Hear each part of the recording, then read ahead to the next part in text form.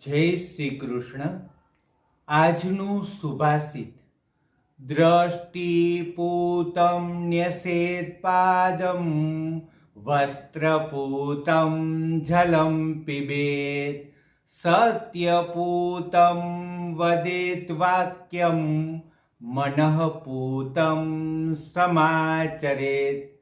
આ સુભાષિતમાંથી આપણને એ સંદેશ મળે છે કે દ્રષ્ટિપૂતમ, દ્રષ્ટિ એટલે નજર, પૂતમ એટલે શુદ્ધ કરેલું, નજરથી શુદ્ધ કરેલું, ન્યસેત પાદમ નજરથી શુદ્ધ કરીને ખરેખર આપણે પગલું મૂકવું જોઈએ.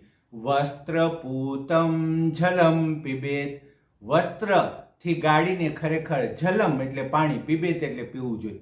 ખરેખર વસ્ત્રથી ગાળીને આપણે પાણી પીવું જોઈએ. સત્યપૂતમ વદેત વાક્યમ, ખરેખર સત્યથી શુદ્ધ કરેલું આપણે વાક્ય બોલવું જોઈએ. અને મનઃપૂતમ સમાચરેત, અને મનથી શુદ્ધ કરેલું ખરેખર વાક્ય બોલવું જોઈએ.